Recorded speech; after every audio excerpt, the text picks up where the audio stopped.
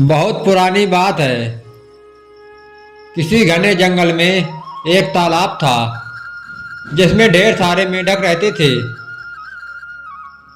उन्हीं में एक मेंढक अपने 3 बच्चों के साथ रहता था। वो सभी तालाब में ही रहते और खाते पीते थे। उस मेंढक की सेहत अच्छी खासी हो चुकी थी और वो उस तालाब में सबसे बड़ा मेंढक बन चुका था। उसके बच्चे उसे देखकर काफी खुश होते थे।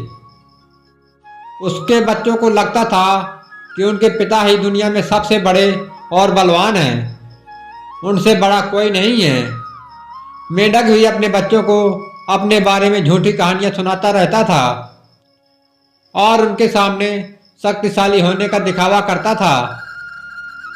उस मेंढक को अपने शारीरिक कदकाठी पर बहुत घमंड था।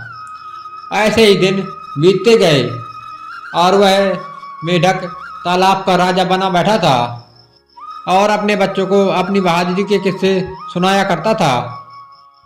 एक दिन मेंढक के बच्चे खेलते खेलते तालाब से बाहर चले गए। वो पास के एक गांव पहुंचे। वहां उन्होंने एक बैल को देखा और उसे देखते ही उनकी आंखें खुली की खुली रह गईं।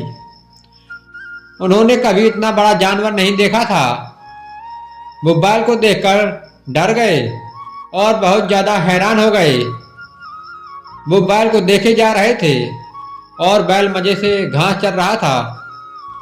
घास खाते खाते बैल ने जोर से हुंकार लगाई।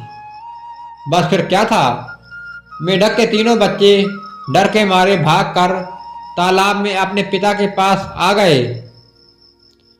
पिता ने उनके डर का कारण पूछा। उन तीनों ने पिता को बताया कि उन्होंने उनसे भी विशाल और ताकतवर जीव देखा है। उन्हें लगता है वो दुनिया का सबसे बड़ा और शक्तिशाली जीव होगा।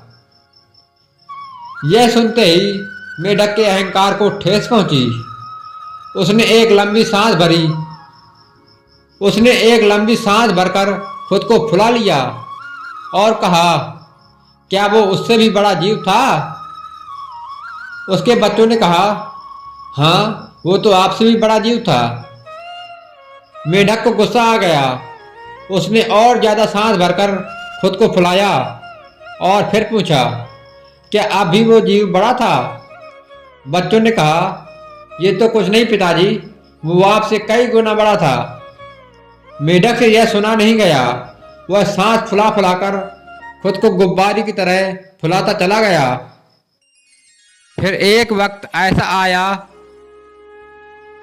उसका शरीर पूरी तरह से फूल गया और वो फट गया और अहंकार के चक्कर में अपनी जान से हाथ धो बैठा। कहानी से सीख। इस कहानी से हमें यह सीख मिलती है कि कभी भी किसी को घमंड नहीं करना चाहिए। घमंड करने से खुद का ही नुकसान होता है। यदि आपको हमारी कहानी पसंद आई हो तो हमारे चैनल को सब्सक्राइब करो, वीडियो को लाइक करो, धन्यवाद और कमेंट करो।